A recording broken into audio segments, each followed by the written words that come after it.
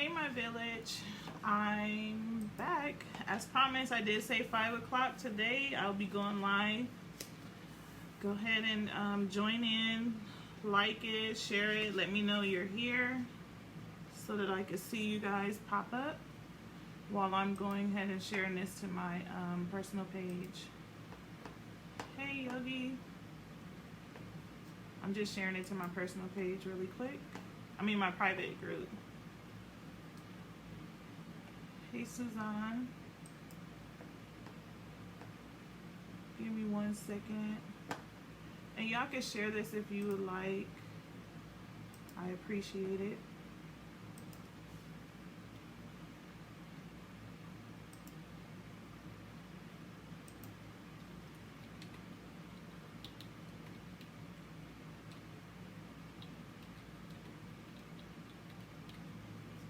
So I got a few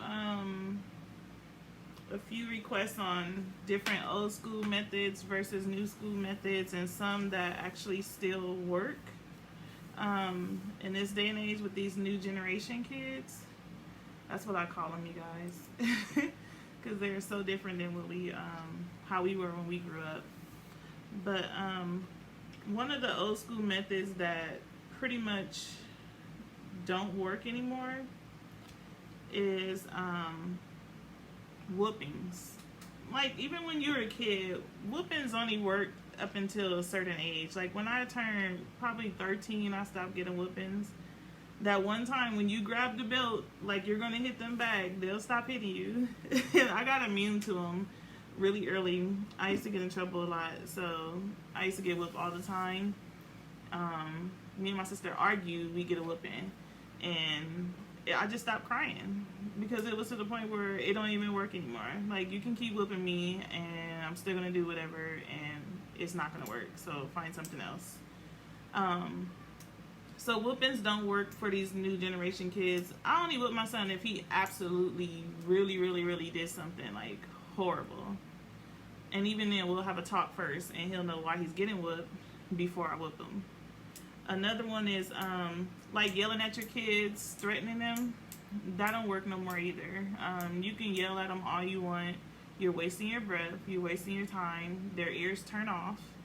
As soon as you start yelling, they don't hear you anymore. And another thing that don't work, grounding them. Most of these kids don't go outside, so they enjoy being in their room playing with whatever video games or iPads and electronic cell phones and stuff like that. You can ground them all that you want and make them stay in their room. They're just going to be happy that you're not going to bother them because they're grounded and you know they're not going to go anywhere, but that's what they do anyway. So it's like a vacation for them, just their break away from you pretty much. So that don't work anymore. Preaching to them. You can talk till your face turn blue, like my mom used to say. That ain't gonna work either. Like, you can talk to them, preach to them, and all that stuff. They don't listen. That don't work with these new kids. Like, you gotta come with a different approach when it comes to these new generation kids. Pretty much preaching to them, they don't hear you. Their ears shut off, just like yelling. Some things that do work with kids nowadays, because they come up in a different time where there's not a lot of stay-at-home moms and providers and stuff like that. Both parents are out working, making money. They don't have a lot of time to spend that one-on-one time with the kids. So usually the kid only act out because they want attention. They're angry about something, like not getting something at home. So like listening better to them helps with the new generation kid. Like, I learned that the hard way. Like, my son, you never listened to me. So like, I sat down, when I started listening to him, I seen his behavior change. He didn't act out. I started spending more time with him, stuff like that. It was little things that changed his behavior. And now, like, one thing that do work for these kids is letting them make a mistake. We can't protect our kids from every little thing and try to avoid them getting hurt. Sometimes these kids got to learn the hard way. Like sometimes I know my son's gonna get in trouble or get hurt or something, and if I tell him once and he keep doing it, I'm gonna let you get hurt because you didn't listen and you just gotta learn the hard way. Some kids are like that. My kid is one of them. It's like you can talk and keep talking. He's talking about, I can hear you yelling from the room. But with these kids nowadays, we don't use a lot of physical punishment with them because now they have, well, they always had laws against child abuse, but it just get taken to a whole nother level. Did you already right tell now. Skylar's mom that he believed me? They say I'm on the live, and you already know that. Did you already No. He up here asking me a question. But we don't really use physical punishment when it comes to these kids. Like, a lot of times they're not messing up so bad to where you really gotta hit them. So most of the time, if you talk to them or get an understanding of where they're coming from, why they did it, they're good. Like, they learned their lesson. Instead, we make requests instead of ordering them around. Like, we just tell them, like, we don't just say, oh, go do this. Like, we'll say, okay, you need to do this. Like, do you need help? It's more of a request, not a demand, which get through to them better because a lot of kids don't like you to boss them around and be controlling and things like that. So usually when you offer it to them as like a suggestion or a request, they take it in a little better.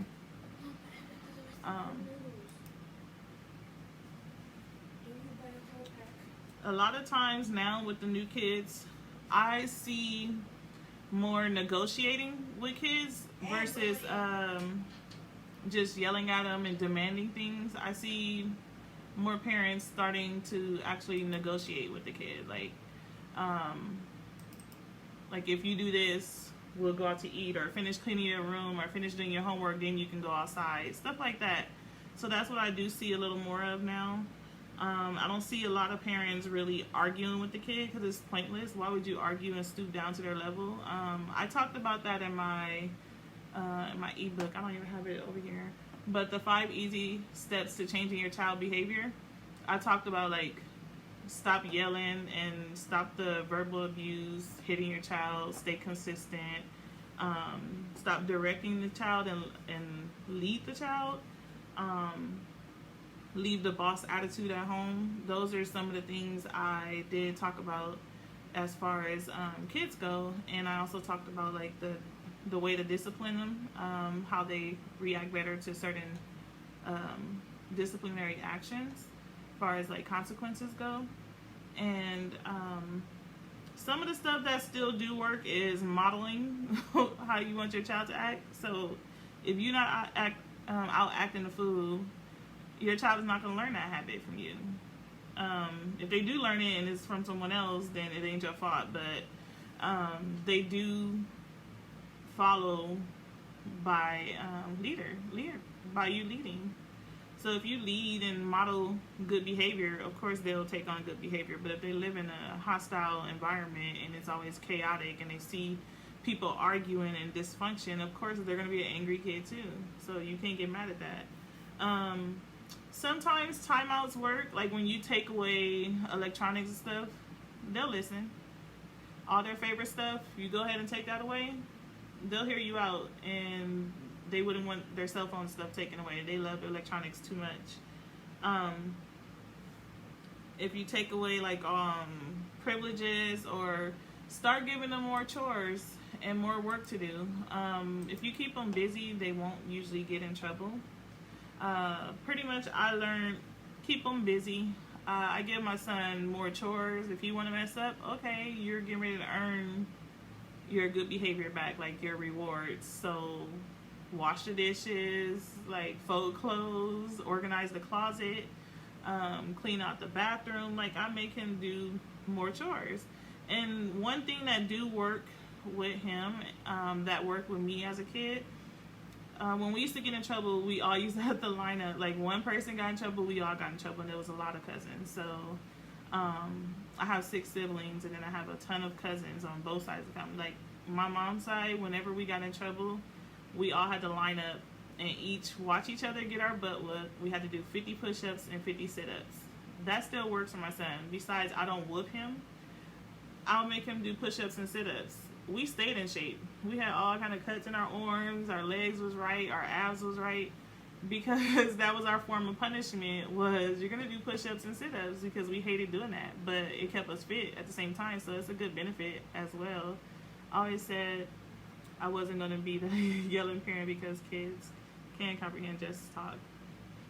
Yeah, and have some sense, right? I find myself yelling sometimes. Sometimes I don't have the patience, and I'll straight just like snap, like, leave me alone. What do you want? And my son get in his feelings, like, you don't love me. He tried to play that parent guilt stuff on me, because he knows sometimes that parent guilt get to me. But he was like, you yelled at me, you don't love me, you don't care about me. Like, he do stuff like that, but he know how to play with your heartstrings. Like, such great advice. Thanks, Lucinda. But the one thing I know do work, because kids are lazy nowadays and they don't like to exercise, is making them do some push-ups and sit-ups. And when we used to stop, we had to start all over. So we used to be sitting there crying and doing push-ups and sit-ups, trying not to stop no matter how much it hurt. Because, like, my uncles were all in the military and stuff like that, and my grandfather. So that always got to us. Like, we was like, my arms are sore, you go to school. Like, we were already very athletic. We all played in a marching band. I was in a jazz band. I was in a cheer squad. I was in dance. I played in every school play, rather singing, dancing, playing an instrument, you name it. And so we already had like 0 period practice for band, cheer practice, after school, dance, choir. We didn't want to do no more physical work. We did all that. We had to run a couple of miles a day at practice and then come home and get in trouble and got to work out again. I got that look, let me see. Right. But it's challenging with these new kids, because they're not as strong as we are. You can yell at these kids and they break. We weren't like that. Like, we didn't let yelling bother us, but we were made to be more tough than these kids nowadays. So it's like, even with bullying and stuff, and these kids committing suicide and stuff like that because people tease them, like, we would just fight, or we'll sit there, have a bagging session and just talk about each other to get it all out, and then you're friends after that. They don't do that nowadays. They're just like, it breaks them, literally. And like, that scares me sometimes, because I'm like, my son has dealt with bullying. He's told me before, like, Mom, I don't want to live anymore. Like, that is devastating. You don't want to hear your kids say that, because what other kids do. You ready to go regulate on some kids and see who made your kid mad and feel like they don't want to live anymore. Like that, I've seen people close to me who kids went through that type of stuff and trying to commit suicide and stuff like that. Like, it's not a good sight, and it's not a good thing. And with me being in that field of psychology, like, I'd rather save the kid, even if I'm saving them from their own parents. Like, yesterday, me and my son had a talk, and he's like, he's ready for me to be a foster parent and help other kids and provide a good home for them. Like, that touched my heart, because I've always wanted to either adopt kids or foster them, just to give them some good insight as to how they should be raised or be loved and stuff like that. And I asked him, like, are you sure you're not gonna get jealous if I'm giving love and care to another kid? He's like, no, they'll be like my brother or sister. I was like, even if they're only with us temporarily, because I don't know if I could deal with like being a temporary foster mother, because I want to try to adopt everybody that came to my house. But he was like, we need to get a bigger house so that we can get some kids. And I'm like, I agree, because I don't think I'm having any more kids. But I definitely will save some other ones. Like, I will give them a great life. See, we have one, and we don't want to hurt their little feelings. Yes, we don't. Middle school kids commit. I've seen elementary kids, kids as young as 7, and I read about it all the time. And it hurts me, because how, as a parent, like, with me, I question the parent. How do you not know your kid is happy? And that's another subject that I'm going to talk about next Monday, you guys. Like, how Single mothers, we already talked about dating. We talked about, what else did we talk about? I know we talked about dating, and right now we're talking about discipline, but I want to talk about single mothers.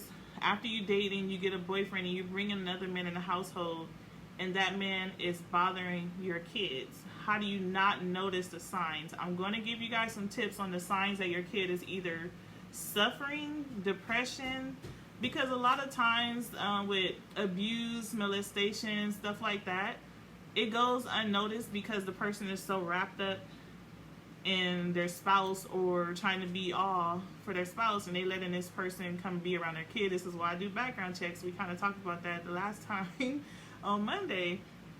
This is why I do background checks, because I don't trust everybody around my kid.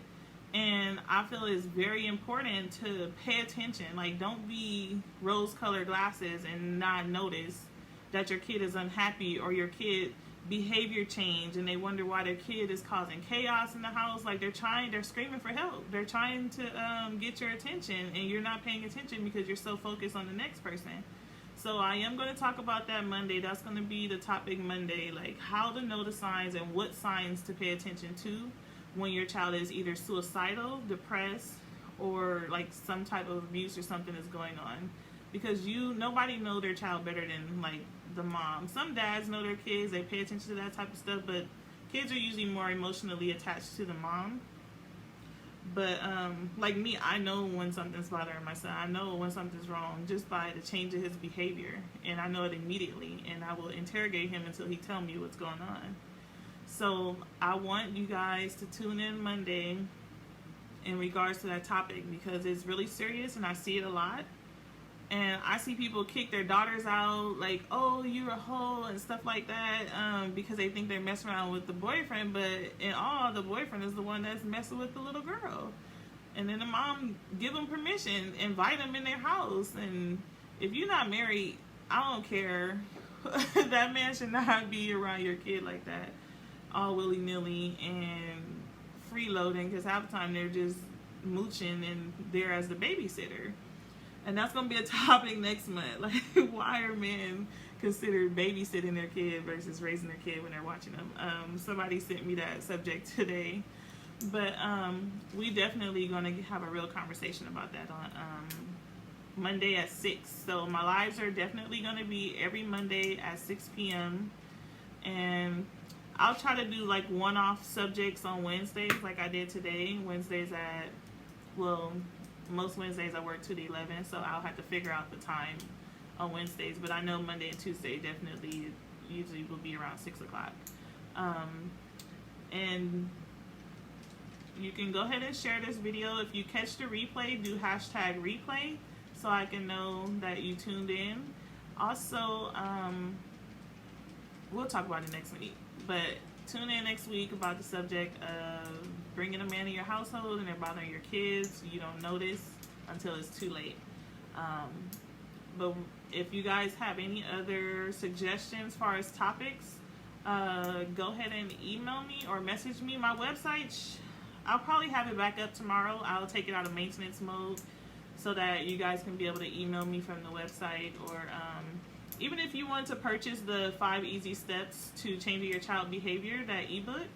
That was the ebook I released back in, I think, January or February. It might have been February, because I think that was the month I did I'm the Parent, You're the Child topics. But yeah, I just want to help parents gain control back in the household.